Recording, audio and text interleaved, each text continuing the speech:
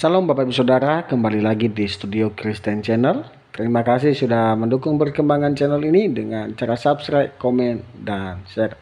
Bapak Ibu Saudara, pada kesempatan kali ini kita akan mendengarkan debat-debat antara apologet Kristen Indonesia bersama polemikus Islam. Mari kita dengarkan debat ini dan mari kita simak dengan baik.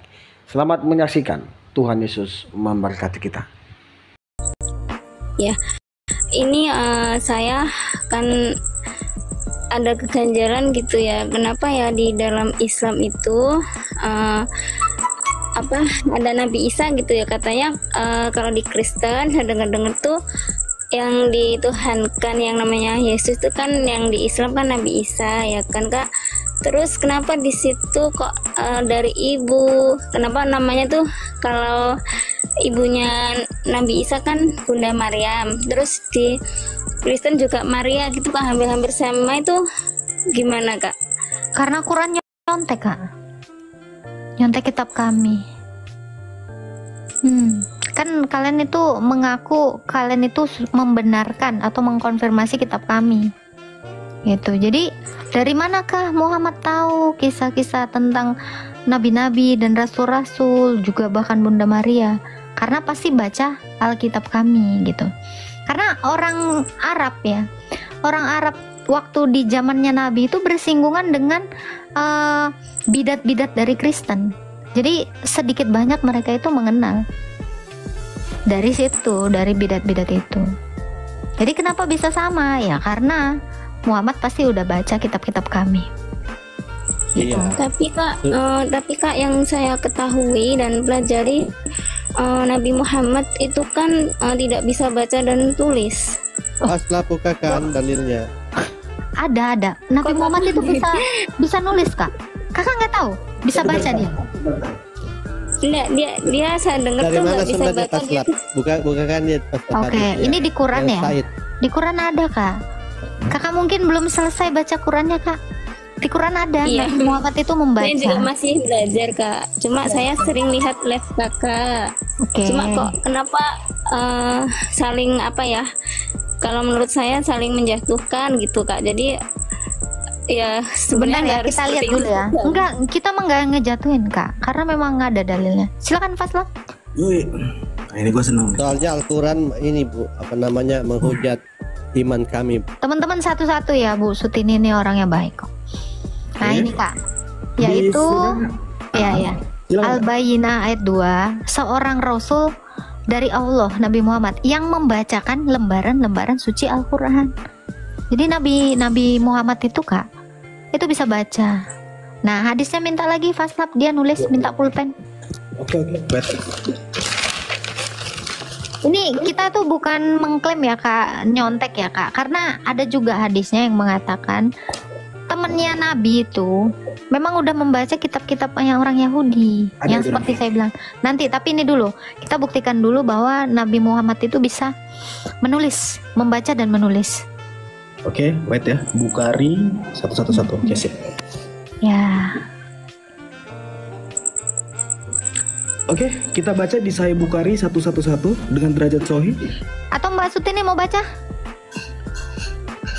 Nah, silakan Mbak Sutini. Ini jangan-jangan dia nggak? Iya.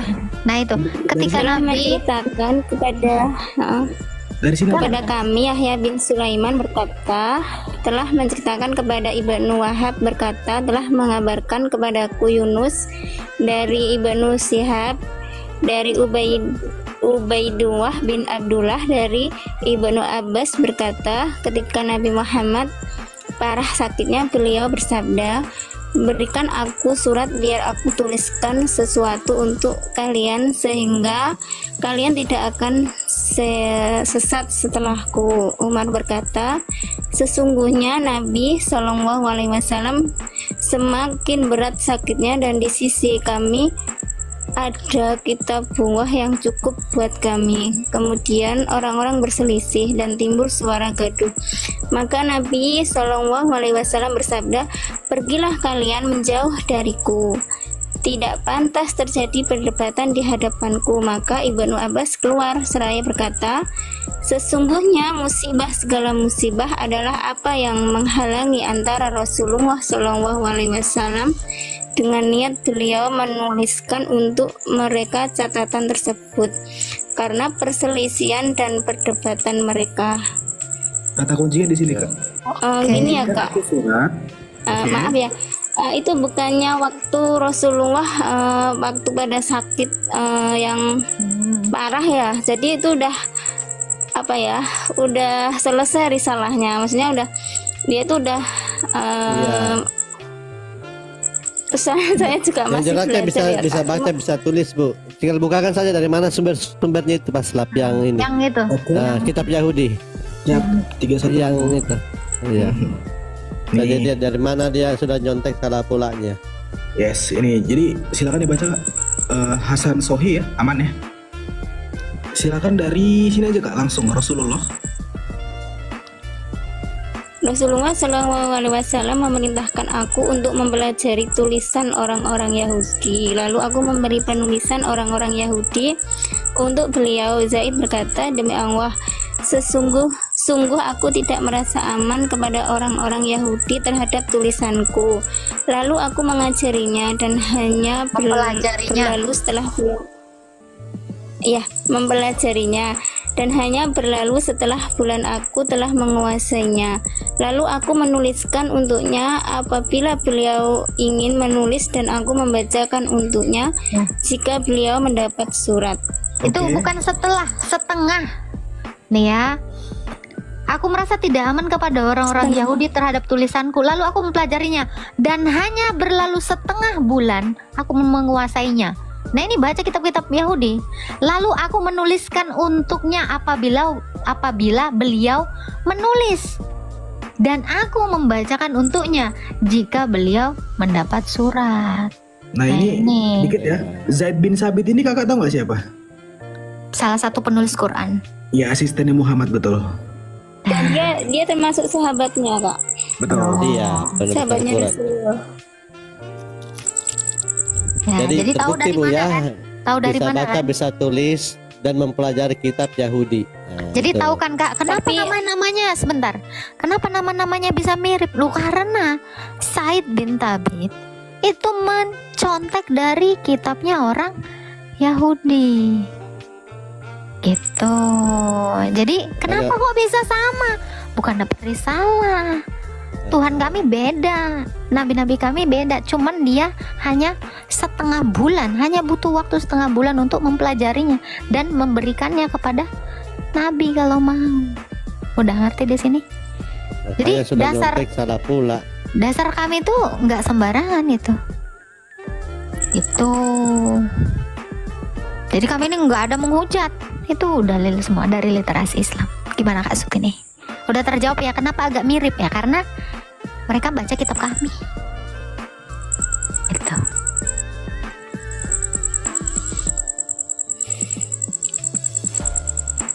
Itu jangkriknya bunyi, berarti benar. Jangan gitu Pak Ladu. Ini bikin orang takut loh kau Pak Ladu.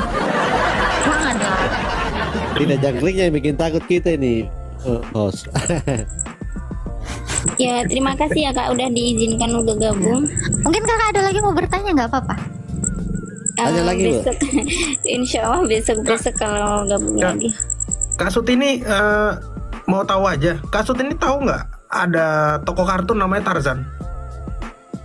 Tarzan? Iya Tarzan. tahu. Ada ya? Iya.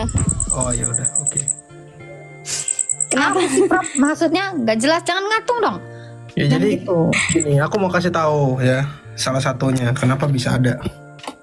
Teman-teman mungkin pernah tahu kisah Tarzan, pasti ya. Nih. Ya, kita yang dari kecil udah terbiasa nonton film kartun ya, zaman-zaman angkatan saya. Nah, Tarzan itu ternyata memang adalah tokoh nyata. Tokoh bukan tokoh fiktif. Ya. Itu adalah kisah tentang orang yang bernama Midlin. Dia orang kaya dari Inggris. Tahu saya dia dari Inggris deh kalau nggak salah. Betul. Nah ini nih ya namanya. Nama aslinya adalah Dia seorang bangsawan yang namanya Earl Streatham William Charles Midlin. Ia adalah putra Earl asal Inggris yang meninggal tahun 1937. Nah, pada suatu ketika si Earl ini kabur dari rumahnya, dia ikut kapal barang ya. Dan setelah dia ikut kapal barang, dia nyampe ke Afrika. Kalau nggak salah Kongo atau apa ya? Daerah mana ya? Dia nyampe di Afrika, dan di Afrika itu ternyata dia jadi kebingungan sudah sampai sana mau ngapain, dan dia nyampainya nyasarnya di hutan, dan dia hidup sama seekor primata di hutan yang Midlin tadi, anak bangsawan tadi. Dan setelah dia menjalani kehidupan dengan primata, dia dirawat dan dia kembali lagi ke kota dan kembali lagi ngikut kapal pulang ke rumahnya. Dia menceritakan hal itu kepada seorang jurnalis yang namanya Thomas Llewellyn Jones di dalam majalah Men's Adventure. Nah, karena dia cerita kepada orang ini, maka kisahnya terinspirasi menjadi tokoh Tarzan, gitu.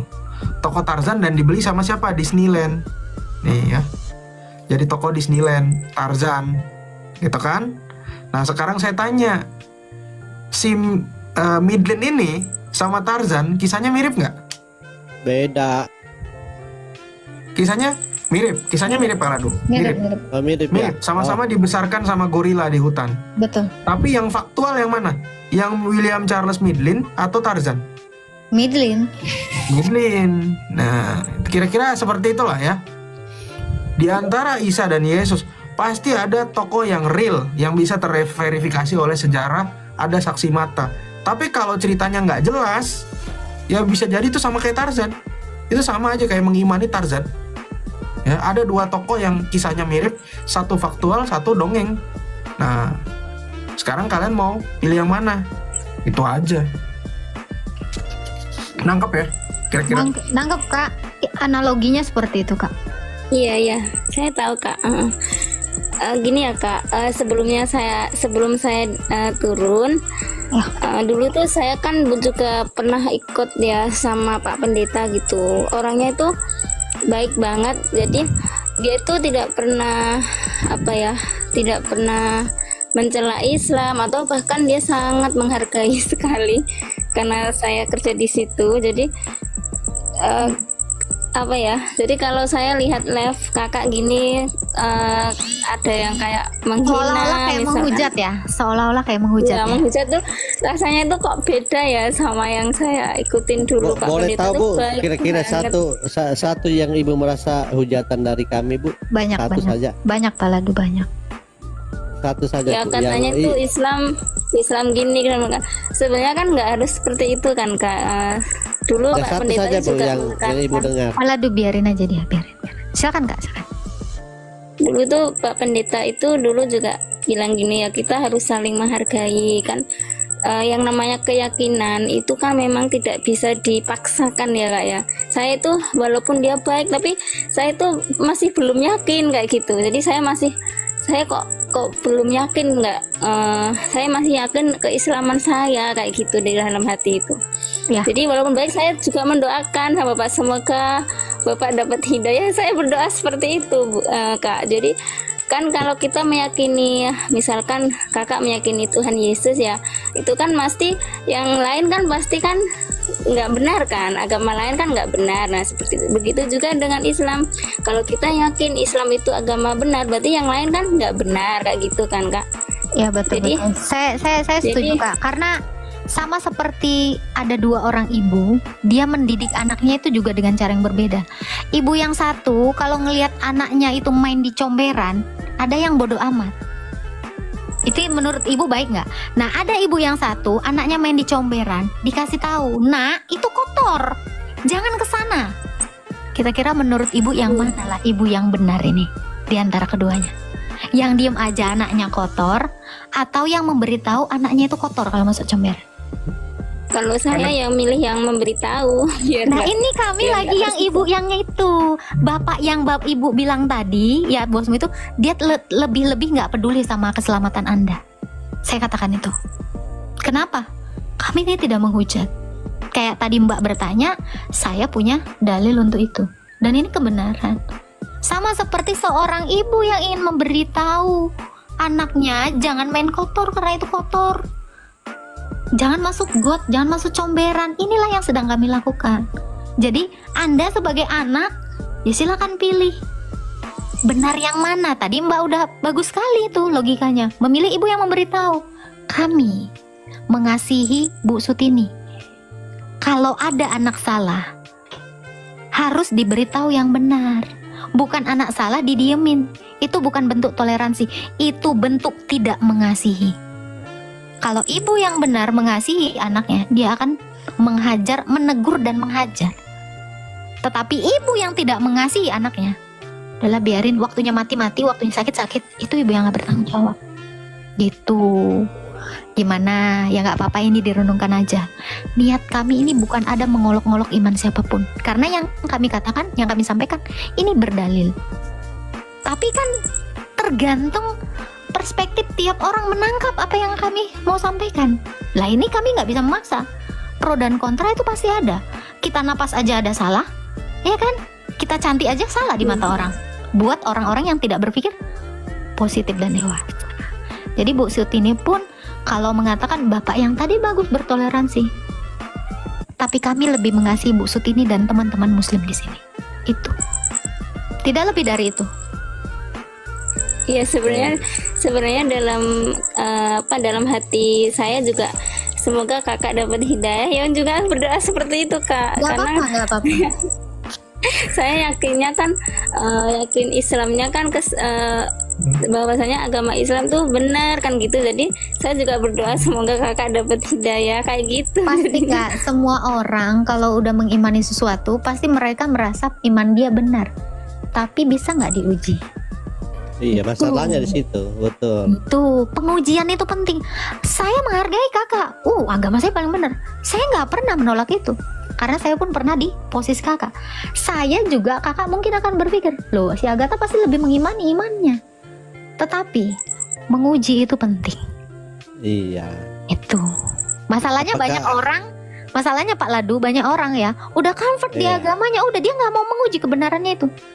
Sama kayak ibu-ibu yang anaknya tadi udah masuk comberan. Udahlah nanti hidupnya itu mati-mati, waktunya hidup-hidup. Udah pokoknya kuserahkan semuanya kepada Allah. Toto besok cuma masalahnya apakah Ibu Sutini tahu ajarannya? Itu yang masalahnya. Nah itu dia nggak tahu di dalam comberan itu banyak berapa juta. Makanya Bu Sutini kadang ada teman-teman Bu Sutini di sini merasa terhujat karena dia tidak tahu ajarannya. Kami kan juga data, kami tunjukkan ini. Tadi Kak Sutini dapat kan jawabannya, alasannya tadi pertanyaannya kok bisa sama yang di kitab kami, di kitab kalian udah tahu kan? Ada jawabannya. Kenapa? Karena kami menguji. Kami bukan beriman buta di sini. Betul nggak Pak Prof? Betul. Soalnya gini Kak, di Ustadz kami bilang tuh sebenarnya pengikut Yesus tuh ya kita ini, bukan kayak gitu kan. Jadi pengikut Yesus itu sebenarnya kita, karena yang disalib itu kan namanya kan Yudas gitu. Jadi waktu disalib Tuhan Yesus itu diangkat sama Allah kan, jadi diganti dengan Yudas itu tadi kan. Jadi saya berpikir dalam hati, berarti orang-orang yang mengikut Yesus tuh terbohongin dong kan, kayak gitu Kak. Jadi kalau ya itu namanya keimanan ya Kak. Jadi saya bukannya menghina bukan atau keimanan namanya itu Bu, itu penghujatan karena ada dalilnya. Paladu, ada dalilnya kan? Biarin dia selesai. Lanjut Kak Sutini. Oke. Jadi saya bukannya menghujat keimanan kakak atau enggak, kami enggak terhujat siapapun ya. Cuma yang saya herankan juga itu tadi yang kayak saya live gabung live kemarin tuh Kak sama kakak. Tapi Kak udah pernah nanya Ustadz yang namanya Yudas itu yang diserupakan itu ada nggak datanya? Kakak nggak nguji kan? Kakak nggak mau belum. Kakak nggak mau menguji. Cuma padahal karena gini Kak, mana Quranku? Padahal Kak, Allah aja bahkan nggak kenal Yudas. Allah itu nggak kenal Yudas. Saya udah buka ini. Allah nggak pernah menarasikan Yudas. Tapi kenapa Ustadz itu lebih jago dari Allah? Karena kakak nggak mau nguji. Terus kakak menelan mentah-mentah dan mengatakan kasihan ya. Banyak kok yang di sini. Kasihan ya orang Kristen dibohongin. Padahal yang disalib Yudas. Di sini Allah bahkan nggak tahu nama yang diserupakan. Itu akal-akalan dari itu si pencontek yang tadi udah dibukain si Faslak. Nah, sementara Allah nggak menarasikan apapun. Kakak nggak mau nguji, terus banyak yang kemakan. Nah ini tadi, dari kebohongan satu orang, kalian semua dibohongi. Bisa nggak kami diam untuk kalian yang dibohongi ini? Nggak bisa, karena kami mengasihi kalian. Ya, Kak, sekarang gini Kak, murid-muridnya Yesus itu semua ngelihat dengan mata kepala mereka. Sementara Allah dan Muhammad nggak ngelihat apapun. Mereka hanya mengasumsikan dari apa yang mereka dengar. Mereka bukan saksi mata, tetapi saksi mata itu adalah para rasul ini. Kakak memang lagi-lagi gak mau mengujinya, tapi kakak menelan mentah-mentah fitnahan itu. Nah ini sangat saya sayangkan. Dan banyak yang kemakan kayak gini, semua rata-rata kemakan. Termasuk yang di bawah ini selalu bilang, Tuhanmu Yudas, Tuhanmu Yudas. Kami mau ketawa ya Pak Ladu ya, kita mau ketawa. Kalian dibohongin, udah gak ada data. Karena gini Kak, iman Islam aja Kak, itu tergantung dari apa? Pendapat ulama-ulama, ulama ini, ulama ini, ulama ini, ulama ini, ulama ini. Nabi Muhammad aja nggak pernah ngomong Yudas. Coba Kak, logikanya aja, Muhammad aja nggak kenal siapa Yudas. Kok bisa ulama mau kenal Yudas? Allah aja nggak kenal Yudas. Ngeri nggak Kak? Kakak dibohongin kayak gini Kak. Gimana menurut Kakak? Ya gini Kak, sebenarnya kalau Ustadz itu pasti bawa data ya, nggak mungkin lah Kak kalau dia tanya. asal ngomong. Next time tanya ya, dan uji Kak. Nanti Kakak datang lagi Saya ke sini. juga mau bertanya. Ya, karena di sini Kak, kami bisa menjelaskan. Saksi orang-orang yang hidup dengan Yesus ya Kak, ini banyak kan Kak. Menyaksikan Yudas itu gantung diri sebelum peristiwa penyaliban. Terus 700 tahun setelahnya, 7 abad setelahnya, ada gosip satu orang diserupakan. Saksi nggak ada, bukti nggak ada. Kakak percaya yang mana? Orang-orang yang menyaksikan Yesus, yaitu murid-muridnya yang banyak itu rasul, yang dikonfirmasi bahkan divalidasi sama Quranmu, nama rasul-rasulnya. Atau kakak percaya sama satu orang yang nggak jelas juntrungannya? Silakan, pilihan ada di kakak. Boleh bertanya lagi Kak? Boleh. Iya, masalah ini ya, saya juga tidak tidak sepenuhnya tahu. Cuma saya pernah dengar ya, katanya itu ada Pak Pendeta yang bilang dulu ya, itu dulu sekali, nanti akan ada nabi terakhir, yaitu namanya Muhammad kayak gitu.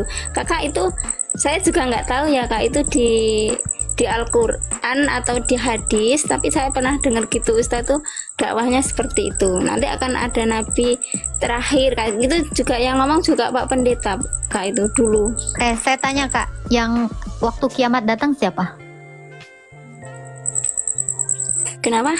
Yang terakhir kali datang waktu kiamat siapa di iman Islam?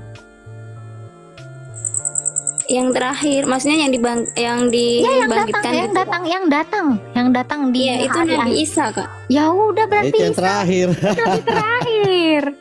Terus kakak percaya lagi ada Muhammad? Itu, setelah Yesus nggak ada lagi nabi. Yang datang itu Nabi Isa itu waktu hari kiamat. Ya iya, itu kan terakhir datangnya datang kan. Sekarang saya tanya, nabi terakhir siapa? Yang terakhir datang dong. Secara logika Kak, secara logika, bisa nggak nabi itu diutus kalau nabi sebelumnya belum mati? Gak bisa. Soalnya kalau dalam Islam itu ada 4 nabi yang sampai sekarang masih hidup Kak ya, termasuk Nabi Isa itu tadi. Kak, Muhammad kenal nggak nabi-nabi itu Kak? Memang dia nggak kenal Kak, tapi kakak percaya.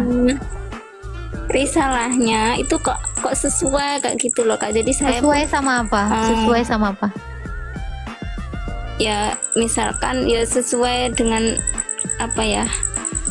Dengan Jadi contoh asumsi, dari dengan asumsi ustadz. Ya iya, orang mereka yang ngarang. Bukan. Maksudnya gini Kak, sesuai dengan kenyataan yang ada di dunia kayak gini Mas. Contohnya misalkan kan ya, contohnya kalau kita minum itu kan dalam hadis ya, kalau minum tuh nggak boleh berdiri kayak gitu kan, disuruh duduk terus baca bismillah. Nah, itu pakai tangan kanan. Kalau kita minum pakai tangan kiri itu minumnya syaitan kan. Sebentar kak. Jadi itu- sebelum Muhammad ada, terus orang itu nggak bisa minum kah? Nggak tahu cara minum Atau begitu. Nuh itu goblok? Atau Ibrahim itu tolol? Keterbelakangan mental sampai nggak bisa minum sampai diajarin? Atau Nggak ceboknya gitu, saja. Kak. Host yang ceboknya, host bagus yang ceboknya. bukan Kak, itu. coba lah kak. Maksudnya Gini ya, maksud aku gini. Kayak kelihatan banget orang-orang keterbelakangan mental, ketimbang minum pun diajarin kak. Manusia ini diciptakan berakal kak. Bahkan kak, kakak boleh survei ya. Ini kebodohan di dalam imanmu ya. Kau boleh survei anak kecil ya, tanpa diajarin minum, tanpa dikasih tahu omongan pun, dia kalau ngelihat ibunya minum, dia tahu minum kak. Itu tanpa Gini, Kak. dalil kak, tanpa dalil. Sebentar Loh, kok ini Kak. kakak Cuma mau maksudnya minum itu kan di teks dari ilmu sains itu ternyata benar kalau minum sama berdiri juga tidak bagus tuh kesehatan kayak gitu loh Kak. Maksud- Kesehatan. Oke, yang kalau begitu Ya. kesehatan. Mana yang lebih sehat, Bu Sutini, orang Islam atau orang Cina yang minumnya mau duduk kah, mau berdiri? Mana yang lebih sehat? Ya menurut saya ya yang lebih duduk itulah Pak. Mana ada orang Cina saja umurnya panjang-panjang. panjang-panjang. Iya. Berarti ya mereka lebih sehat. Bu. Sekarang gini kak, nggak usah lah ngomongin kayak gitu ya. Kalau kakak cocokologi kayak gitu, minum lebih sehat lebih apa kak? Sekarang saya tanya kak, orang sehat itu bisa nggak kak? Kira-kira dibangkitkan sama Allah? Satu aja kak, nggak usah lah kita perihal yang kayak remeh-temeh gitu ya, nggak penting banget gitu. Satu orang yang bisa Allah bangkitkan dari kematian, ini baru.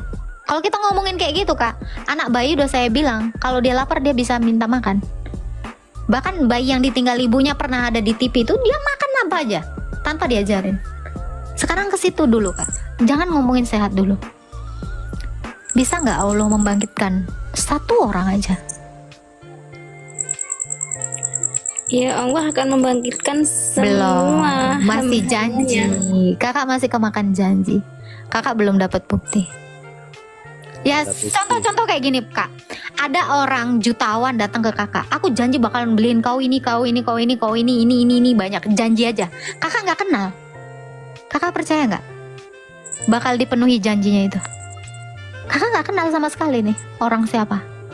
Ntar gue beliin Kalau lu kita nggak kenal ya Lexus. nggak percaya lah tuh. Tapi kakak Iya. kenapa percaya dengan yang Tuhan yang kakak tidak kenal? Itu iman kalian. Saya mengenal kok dari Al-Quran. Apa yang kakak kenal dari Iya. Tuhan kakak? Yang saya kenal ya bahwa Tuhan itu yang menciptakan alam semesta Itu kan. kan ngakunya dia. Sama kayak tadi jutawan ini yang aku jutawan. Woi, aku punya pabrik di sini. Aku punya ini. Aku yang bikin bangunan ini apartemen aku yang bangun. Kakak bisa percaya dengan klaim gitu? Saya juga bisa jadi Allah bu, kalau cuma klaim. Iya, Saya kakak ciptakan percaya. saya ciptakan itu. Semua Allah di dunia Nah, ini, kalau Kak, semua minta buktinya tidak ada. iya, semua berhala di dunia ini semua mengaku sebagai pencipta alam semesta ini, Kak. Kalau kakak menempatkan pembuktian Allah itu adalah sang pencipta dengan klaimnya telat. Islam itu agama yang paling telat mengklaim Allahnya sebagai pencipta. Hubal itu udah lebih dulu mengaku sebagai pencipta. Sebelum Islam ini, Hubal Allahnya apa Gan Quraisy, Allahnya si kakeknya Muhammad itu pencipta, udah diakui, udah ngaku lebih dulu. Terus lagi Kristen, belum lagi Hindu, belum lagi Buddha. Semua ilah kak di dunia ini mengaku gitu kak.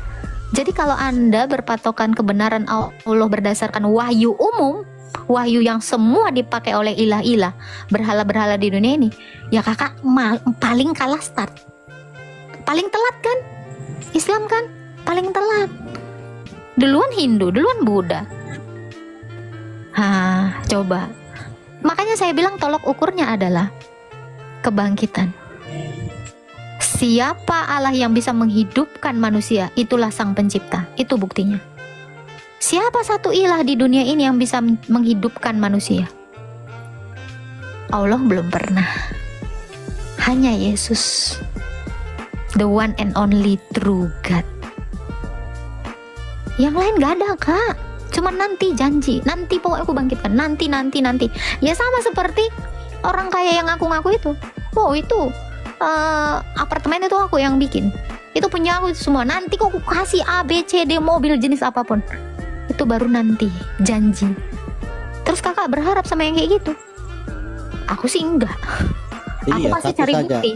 Aku Satu pasti saja cari yang mesti dibuktikan. Itu yang di Anisa Anisa 47 dikatakan kalau yang saya percaya Al-Quran kepalanya diputar ke belakang. Tunjukkan saya satu saja ya hoten yang diputar kepalanya ke belakang, itu saja.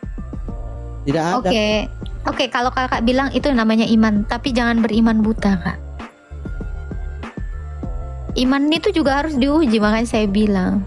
Kalau kakak bilang itu kan iman, berarti kakak belum benar-benar mengenal Allah kakak.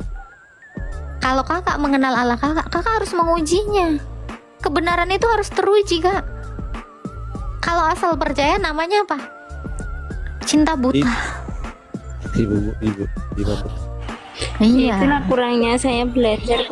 Jadi saya bukan orang pinter ya di sini, cuma saya juga masih belajar juga. Jadi kalau ada misalkan saya nggak bisa bawa dalil kayak gitu ya karena Nggak saya apa-apa. kebodohan saya. Enggak. Semua Padahal orang sebenarnya- berangkat dari ketidaktahuan kak.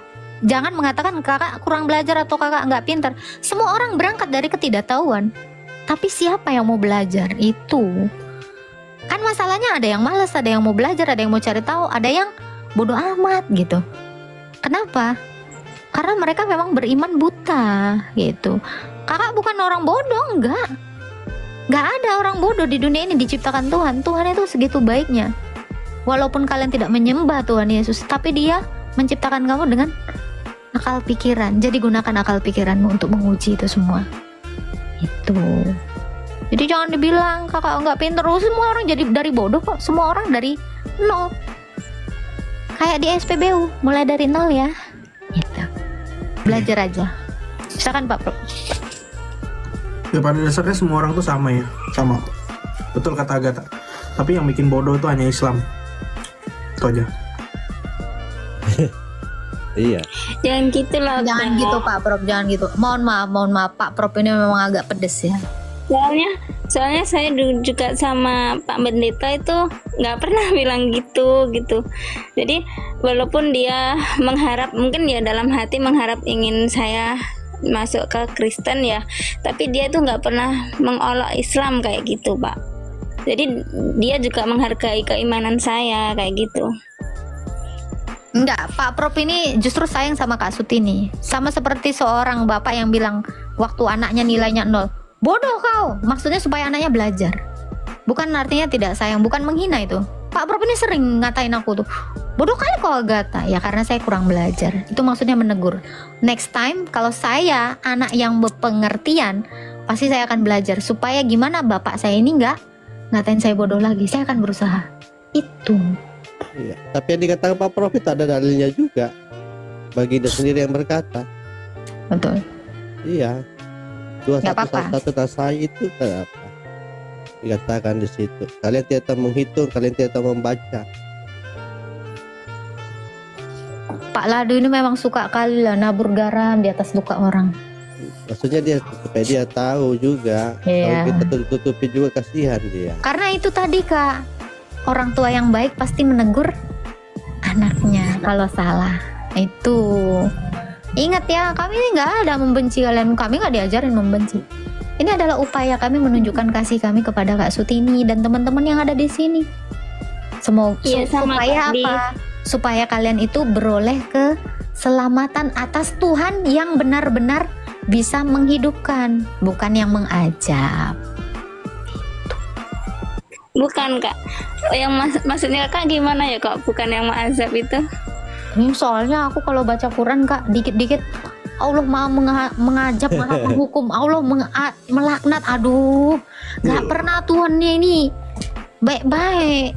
Coba bacalah itu Kak, Al-Anfal ayat 12 atau Tapi Mbak Gata, 29. ibu ini jadi begini karena memang mereka itu dilarang untuk menanyakan. bertanya ya. Ini Al-Maidah 101. Hai orang yang beriman, janganlah kamu menanyakan hal-hal yang diterangkan kepadamu, justru menyusahkan kamu. Jadi mereka memang dilarang bertanya. Betul. Makanya ketika apa yang dikatakan Ustadz diterima bulat-bulat, nah mau diuji, mereka tidak ada pulang untuk menguji, dilarang untuk menguji. Nah, makanya akhirnya jadilah yang kayak begini Ibu Sutini dan yang lain-lain itu. Makanya Ibu Sutini juga sebenarnya korban, makanya aku nggak bisa keras sama dia. Korban semua orang ini. Kayak gimana lah. Cuman kami bisa mendoakan kalian lah yang lagi sedang dalam pencarian. Ya, mendoakan kalian ini yang di bawah-bawah ini, yang mendengarkan di bawah ini, setidaknya Tuhan mengetuk hati kalian gitu untuk bisa menguji. Kami nggak akan mendoakan kalian masuk Kristen, tapi kami mendoakan kalian itu harus menguji iman kalian. Jangan pernah takut menguji iman kalian. Gitu loh Kak Sutini, kami nggak ada niat apapun, kami nggak ada menghujat. Kami selalu mendoakan yang baik-baik untuk Ibu Sutini. Tapi terima kasih ya Kak dengan doanya. Ibu Sutini dengan yang teman-teman Ibu Sutini yang mendoakan yang tidak baik. Ketika Ibu Sutini mengatakan semoga kamu dapat hidayah, loh kok kita harus mau dijadikan botol kan?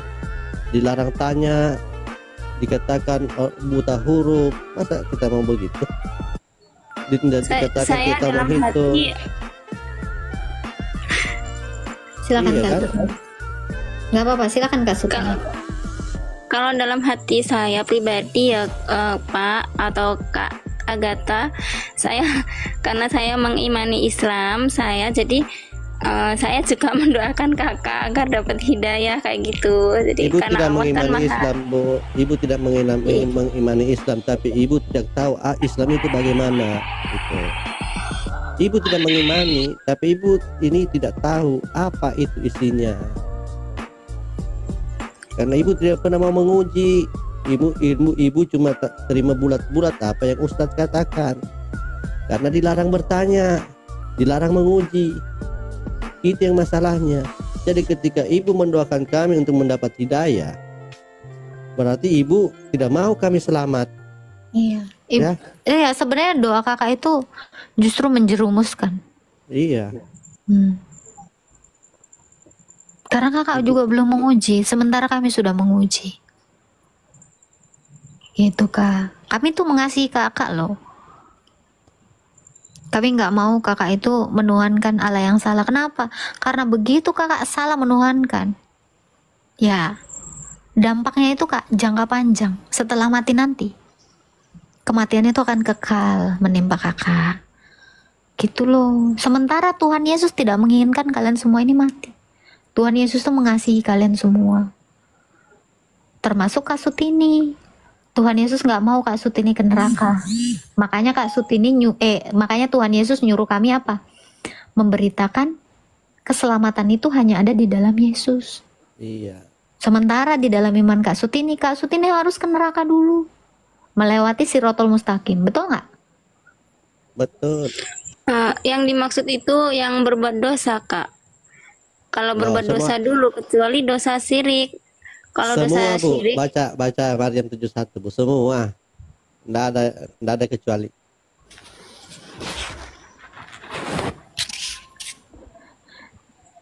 Tidak ada seorang pun di antara, tunggu saya pakai supaya lebih tergugah hatinya.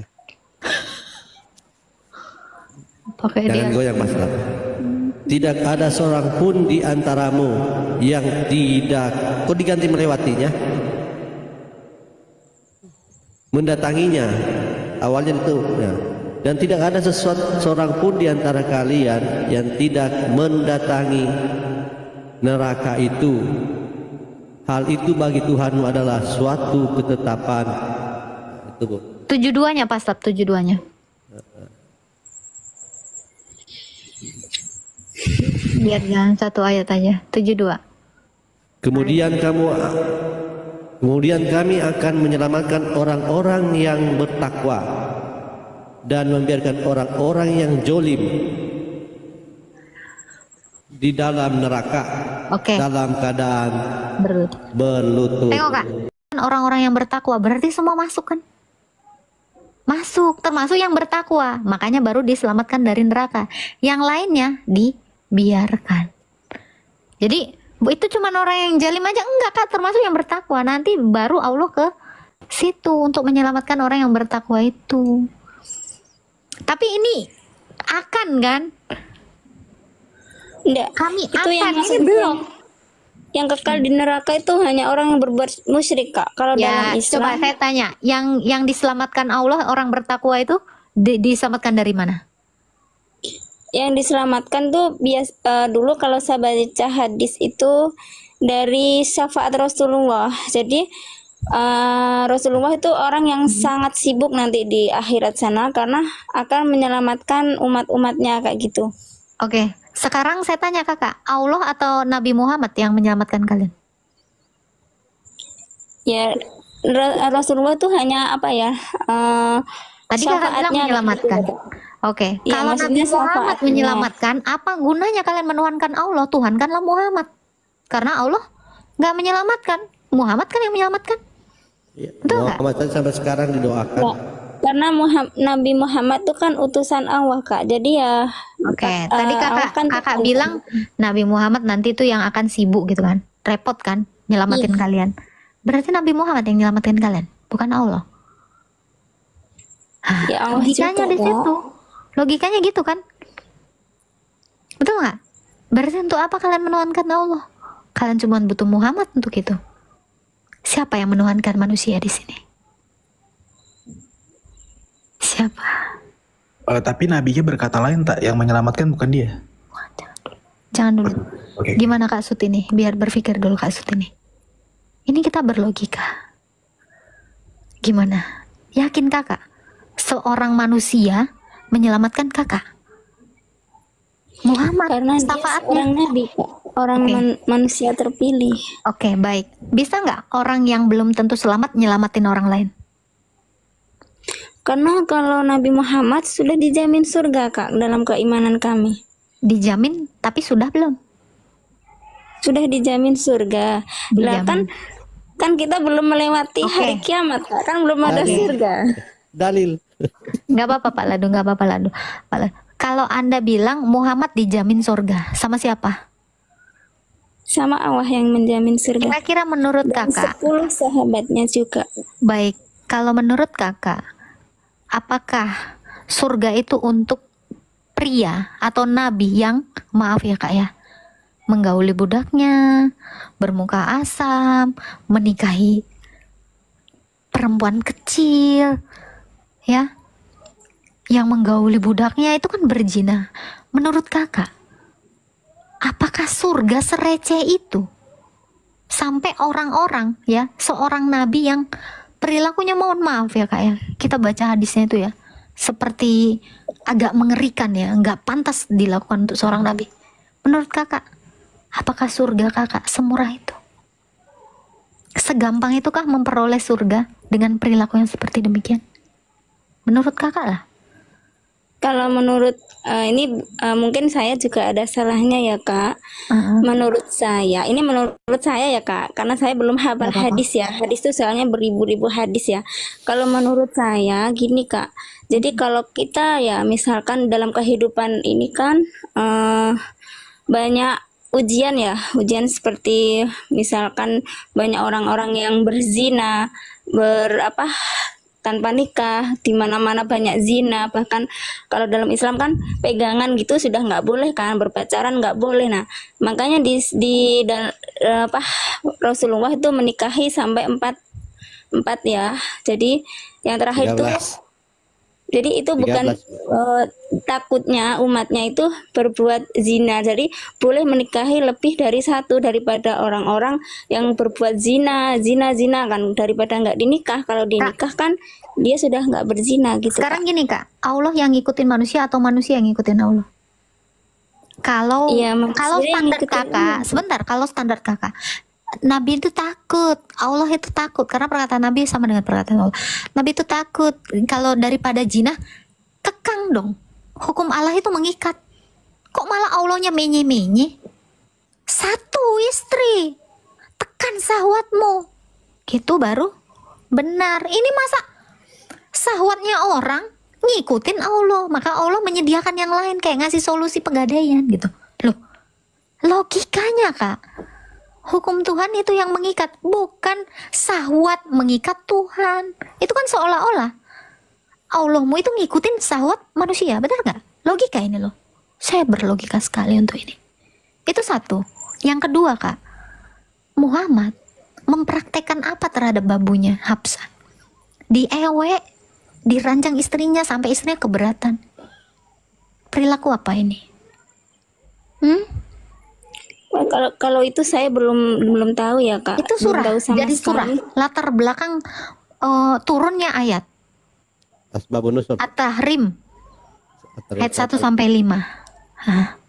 Soalnya dalam Al-Quran itu Kak, kita nggak boleh apa ya? Enggak, saya nggak pakai tafsir saya cuman baca ini Kak. Coba bukakan Faslab. Dibesarkan tolong dia Pak, kok agak lemot ini kok.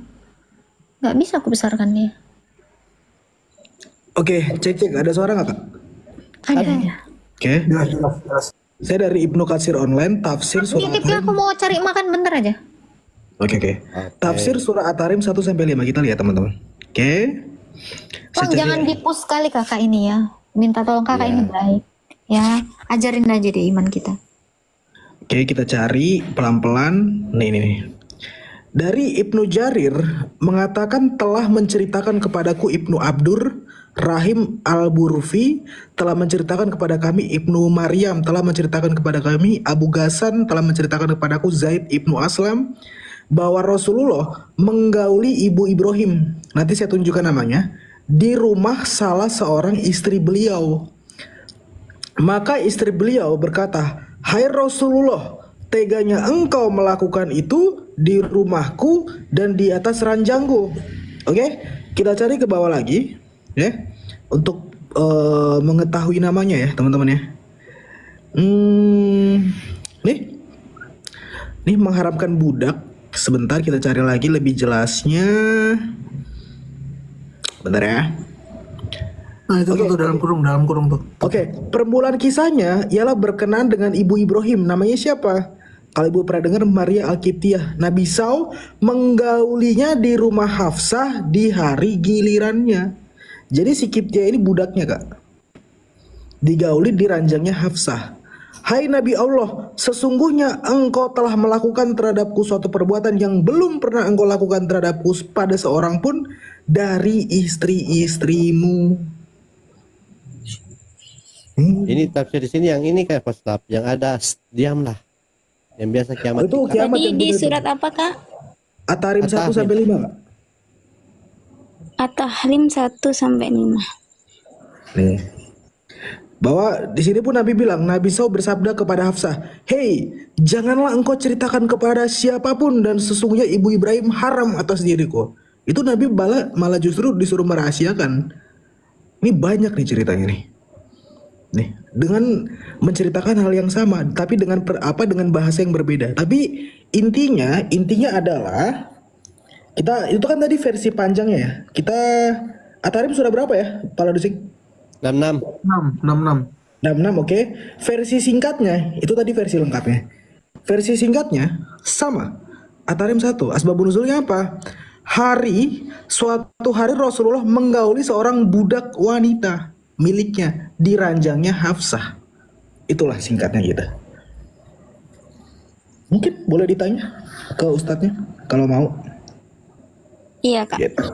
Iya. Saya biar jelas kayak gitu Kak. Jadi takutnya semakin diolok-olok pula ini keyakinan saya. Nggak. Jadi olok-olok loh Bu, nggak ada yang pernah mengolok-olok kok.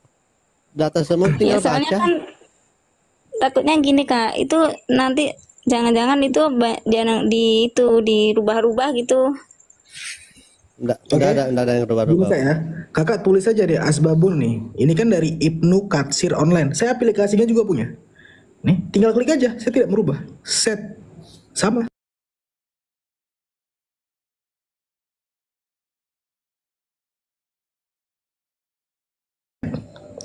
Bahkan kalau kakak misalkan mengira ya, Tahrim 1 Qurano. Sama kok. Qurano. Oke. Nih. Oke. Di sini saya klik. Nih, sama ayatnya. Kita buka tafsirnya ya, sama ya. Saya buka dari Ibnu Katsir ya. Betul ya Bu ya? Oh, salah. Iya. Nih, sama. Menurut suatu pendapat, ayat ini diturunkan berkaitan dengan peristiwa Rasulullah. Peristiwa Maria Al-Qibtiyah. Sama juga nih. Bagi dirinya tidak akan menggaulinya lagi, betul. Memang ini kisah tentang Nabi yang menggauli seorang budak di ranjang Hafsah. Nih. Nabi Rasulullah Shallallahu Alaihi Wasallam mempunyai seorang budak perempuan yang beliau gauli. Ya, sama, tidak ada data yang mengatakan tidak. Ya, justru data Islam yang saya paparkan di sini. Atau begini saja supaya lebih mudahnya, karena Ibu Sut ini sangat percaya sama Baginda. Boleh tahu Bu pakai data, tapi pakai dalil Bu ya. Satu saja perbuatan baik Baginda apa? Kata-kata jangan dipus pada dosi. Oh banyak ya, ini yang banyaknya. Saya satu saja Bu apa? Tapi pakai dalil Bu ya. Karena saya sudah banyak diskusi dengan ustadz-ustadz, tidak pernah mereka tunjukkan dalil. Cuma bilang banyak. Kalau orang Islam bilang banyak itu saya yakin tidak ada. Ya mungkin belum bisa saya jawab ya. Iya, memang kalau orang Islam biasa bilang banyak itu jawabannya pasti tidak ada. Ya, jadi narasi yang disampaikan host ya memang berdasarkan data Bu Sut ini ya. Saya tidak fitnah ya, betul? Betul ya? Nanti silakan tanyakan ke ustadznya gitu aja. Gitu. Halo Pra, monitor nggak Pra? Tanya lagi Bu Sut ini. Ibu Sut ini tanya lagi Bu. Gini, mau tanya Pak Prof ya. Tanya lagi. Masalah misalkan kan kalau orang Kristen katanya kan dibaptis gitu ya Pak. Gimana dengan anak kecil gitu Kak? Anak kecil juga dibaptis. Kan biasanya, maksudnya kalau belum dibaptis gitu kan katanya, kalau pengen masuk surga kan dibaptis gitu toh. Penjelasannya gimana dengan anak kecil kok bisa masuk surga yang belum dibaptis? Ya anak kecil juga dibaptis. Kalau ada anak kecil yang belum dibaptis terus dia meninggal, ya otomatis dia akan masuk ke dalam Firdaus. Karena apa? Dia belum mengenal akan dosa. Bagaimana? Abu Hurairah, ia berkata, Rasulullah, nabinya orang Islam, bersabda, demi zat yang jiwaku di tangannya, seandainya kalian tidak berbuat dosa sama sekali, niscaya Allah akan memusnahkan kalian seluruhnya.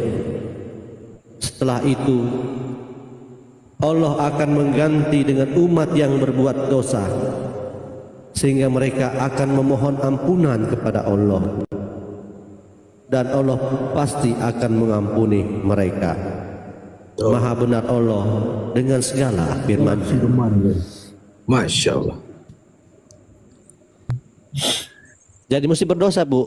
Di Islam itu mesti berdosa. Kalau tidak berdosa harus diganti dengan Yang akan dimusnahkan dan diganti dengan umat yang berdosa, supaya Allah punya pekerjaan mengampuni. Iya. Gitu ya. Gitu. Kalau nganggur jadi harus memang Anak kecil. Karena anak di sini kecil. bahas dosa ya Kak. Saya mau tanya, berarti orang-orang Kristen itu berbuat seenaknya gitu, jadi kan sudah ada yang nanggung dosanya gitu. Gimana Kak? Enggak. Makanya di Alkitab dikatakan, siapa yang telah dibaptis dalam Kristus telah mengenakan Kristus. Sehingga kalau kita sudah dibaptis, kita harus hidup seperti Kristus. Semua orang tahu, anak kecil aja tahu bahwa Yesus itu atau Yesus Kristus itu orang benar, orang baik.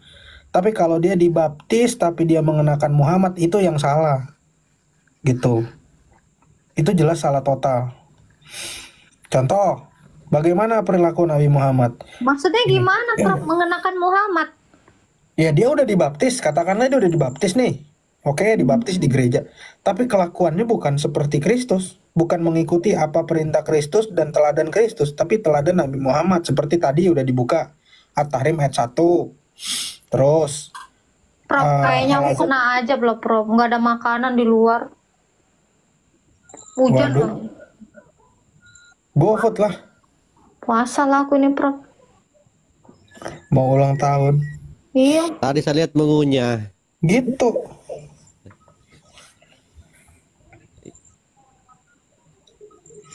Kira-kira kayak gitu Bu Sutini. Bu Sutini udah berkeluarga belum ya? Oh iya, ide Indomie. Oh iya bener. Nah, Udah, Indomie tuh. Udah ya. Kira-kira nih, Bu, saya mau tanya. Seandainya, ya bukan Bu Sutini lah, orang lah ya. Orang ada ajaran gini nih. Misalnya ya, Pak Ladu ngajarin satu ajaran. Ya, Pak Ladu jadi nabi, dia ngajarin satu ajaran. Di mana ajarannya boleh membunuh ibu hamil. Kira-kira Bu Sutini setuju nggak ajaran itu berkembang di dunia? membunuh ibu hamil. Ibu hamil Tidak dengan lah, Pak. anaknya, dengan anaknya. Tidak, Setuju? tidak. Tidak, tidak. Misalnya Saya tidak Pak Ladu diolokin, menyetujuinya lah. Pak Ladu, lu jenggot lu ubanan, gendut lu gitu. Terus Pak Ladu bilang, semua yang ngolok gua wajib membunuh itu meskipun ibu hamil. Setuju nggak? Prof, Hmm? kalau yang kayak gitu terjadi, Loli harus ngomong. Hmm. Gila lu. Lu. Gue sensor yang itu ya. Ya, coba Bu Sutini mau nggak ngikutin ajarannya Pak Ladu kayak gitu? Gak mau ya? Pasti nggak mau dong. Bu Sutini kan punya akal sehat. Faslab, standby Faslab. Always. Abu Asik. Daud 3795. Kita baca sama-sama ya. Gila lu. Anjay, anjay. Jangan. Yang bilang gue HBD, gue tekek ya. Gue makin tua nih. Nggak suka gue. Jangan bilang gue HBD. Abu Daud 3795. Panjang nih ya. Tapi aku mau bacain sih demi Bu Sutini. Sohi ya. Ini tentang hukum tindak pidana. Coba kita baca nih. Ya. Ibnu Abbas pernah bercerita kepada kami. Ibnu Abbas ini adalah sepupu kandung Nabi Muhammad dan sahabat Nabi Muhammad. Seorang laki-laki buta mempunyai ummul walad atau budak wanita yang dijadikan istri. Ummul walad tersebut menghina Nabi Muhammad dan ia benar-benar telah melakukan penghinaan. Laki-laki buta itu melarang dan mengancamnya. Jadi tadi ceritanya Pak Ladu punya pengikutnya Pak Ladu buta matanya dan dia punya istri. Istrinya menghina Pak Ladu gitu. Akhirnya ya kita perhalus aja ya pakai Pak Ladu ya. Laki-laki itu melarang dan mengancam istrinya, namun ia tidak berhenti dan ia terus melarangnya. Namun wanita itu tidak menggubris, tetap menghina Pak Ladu sehingga Ibnu Abbas melanjutkan ceritanya. Pada suatu malam, wanita itu kembali mencela Nabi Ladusing. Maka laki-laki itu mengambil sebuah pisau tajam dan meletakkan di atas perut wanita itu, wanita istrinya tadi, seraya menusuknya. Laki-laki pengikut Pak Ladu tadi itu membunuh istrinya, sementara antara kedua kaki wanita tersebut, kan dia lagi hamil ya, lahir bayi mungil hingga ia pun berlumuran darah. Ketika hari pagi, kejadian tersebut disampaikan kepada Pak Ladu Shallallahu Alaihi Wasallam. Asik. Beliau lantas mengumpulkan orang-orang dan bersabda, "Aku bersumpah kepada Allah atas seorang laki-laki, ia telah melakukan suatu perbuatan karena aku. Ia dalam apa itu Faslaf? Kebenaran. Kebenaran. Data benar Ini ya. ngeri nggak Pak Ladu ini? Kemudian laki-laki buta itu melangkah di antara manusia hingga ia duduk di hadapan Nabi Ladusing. Ia lalu berkata, "Wahai Rasul Ladusing, akulah suaminya. Namun ia mencela dan menghinamu. Aku telah melarang dan mengancamnya, namun ia tidak berhenti dan tidak menggubrisnya. Darinya aku telah dikaruniakan 2 orang anak yang cakep." Orang Betawi ini cakep. Tunggu. Cakep dan manis Layaknya nggak? bintang yang bersinar. Prof, cakep dan manis nggak? Mikana itu. Iya. Wanita itu sangat sayang kepadaku, namun tadi malam ia mencela dan menghinamu Rasul Ladusing. Lantas aku mengambil pisau tajam. Pisau itu aku letakkan di atas perutnya dan aku tusukkan hingga ia monding. Nabi ladusing lalu bersabda. Tunggu. Saya bicara. Ketahuilah bahwa darah wanita itu adalah halal. Astagfirullahalazim. Screenshot ah. Naudzubillah. Hanya membela satu orang ya. Iya, kelas. Memang. Itu data ya? Luar biasa. Beda ya, ya Kak ya, sama yang saya pelajarin tuh. Rasulullah tuh sayang banget sama bahkan Ibu sama tidak yang pernah Allah. belajar. Beda Ibu sama tidak yang tahu apa. dicerita-ceritakan gitu kan? Enggak, tadi Iya, itu sama Pak Ladu kok. yang Kakak Maksud bawa ini. data-datanya itu. Tadi Pak Ladu kok itu. Bukan Rasul Bahkan Ibu. Pak Prof, apa namanya, wanita hamil itu yang diceraikan itu adalah sunnah. Wanita hamil diceraikan itu dalam posisi hamil adalah sunnah. Tapi yang kakak denger itu ada datanya kayak gini nggak? Tertulis? Nggak kan? Iya, cuap saja ustadznya. Modal congor. Udah pakai Lain kali data. kakak kalau Mbak, yang- diceritain kayak gitu, hadisnya tertulis di mana Tat? Gitu. Yang saya pelajari ini baca sendiri Kak, yang seperti Rasulullah itu waktu mau sholat kan diteplokin sama orang Yahudi itu ya, yang bukan Islam. Iya, Nah, itu sama kan. si Abu Jahal dilempar tai.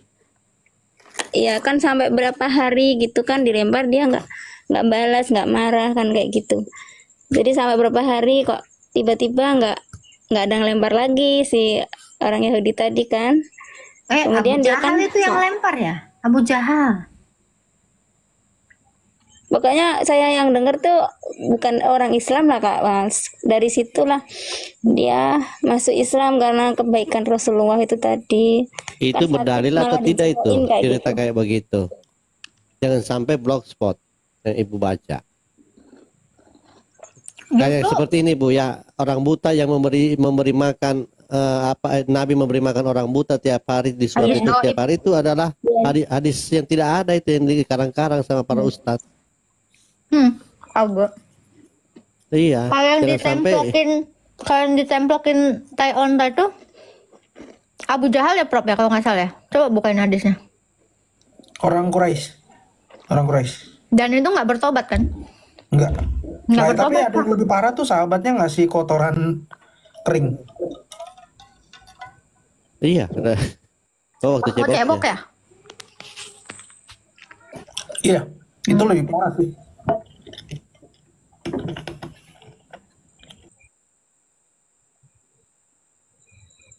Iya. Pra, boleh Jadi, request nggak, Pra? Pragu. Silakan Praku. Iya, bacain hadis dong, tapi suaramu, Pra. Enak, nyaman dengerin. Coba. Iya, besarin dong izin kakak Agatha. Ini. Mana. Kau yang baca ya, Pra ya? Dijabarkan. Silakan. Aisyah. Oh, sorry. Dari Amrah, dari Aisyah bahwa Habibah binti Sahal pernah berada di sisi Sabit bin Qais bin Syamas. Kemudian ia memukulnya dan melukai sebagian tubuhnya. Lalu Habibah datang kepada Rasulullah Shallallahu Alaihi Wasallam setelah sholat subuh dan mengadu kepadanya. Maka Nabi SAW memanggil Sabit dan berkata, ambillah sebagian hartanya dan ceraikan dia. Kemudian Sabit berkata, apakah hal tersebut boleh, wahai Rasulullah? Beliau berkata, ya. Kemudian ia berkata, sesungguhnya saya telah memberinya mahar 2 kebun, dan keduanya ada di tangannya. Nabi SAW bersabda, ambillah keduanya dan ceraikan dia. Kemudian Sabit melakukan hal tersebut. Serem Oke. banget. Yang dipukul siapa? Istrinya, Habibah. Habibah ngadu ke Nabi. Terus suaminya dipanggil, tapi malah gue kira kan bakal dimarahin ya. Tapi malah dibilang apa? Perbuatanmu benar, ambil semua mahar yang telah kau berikan lalu ceraikan dia. Itu ngeri 2 gak sih? kebun. Ngeri gak sih? Parah ini. Ini sepertinya siapa tadi namanya laki-lakinya tadi? Sabit bin Qais. Sabit bin Kais sepertinya masuk ke dalam kategori komodo ya. Komodo. Sorry, bukan komodo. Mukondo. Modal konsisten dan doa. Dong. Astaga, kebenet. Udah gue plesetin itu nggak Sorry. Lu salah maksud gua. Astaga, maaf. Aku Model Astaga. Kita sudah salah niat gua mau kita udah memperhalus. modal konsisten doang. maaf. Astaga Tuhan, maaf. Itu singkatannya itu kan? Tapi ya kan, Prof. Iya, gue plesetin doang biar gak kasar. Astaga. Gua kira lu salah. Maksud gua konsistensi apa? Astaga. Ya itu artinya yang lo bilang udah tepat, cuman gue plesetin aja. Udahlah, kita skip. Maaf. Enggak. Aduh, ini tolong jangan direkam ya. Astaga. Weh, bless me jangan direkam, weh. Potong. Udah, ini hostnya kita turunin aja biar diambil ambulan. End live dong. Ini ada Aldebaran. Selamat malam.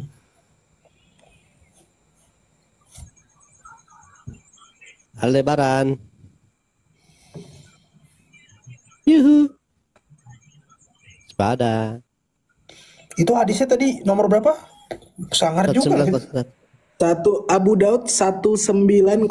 Udah kok kirimin foto-foto. Lama-lama baca hadis ini. Udah kok kirim Ngeri foto. banget ya. Istrinya ngelapor ke Baginda, dipanggil suaminya. Suaminya malah disuruh ngambil harta istri. Galatia 5 ayat 16 sampai yang ke-26 mengatakan bahwa hidup menurut daging atau roh. Maksudku ialah hiduplah oleh roh, maka kamu tidak akan menuruti keinginan daging. Sebab keinginan daging berlawanan dengan keinginan roh, dan keinginan roh berlawanan dengan keinginan daging. Karena keduanya bertentangan, sehingga kamu setiap kali tidak melakukan apa yang kamu kehendaki. Akan tetapi jikalau kamu memberi dirimu dipimpin oleh roh, maka kamu tidak hidup di bawah hukum Taurat.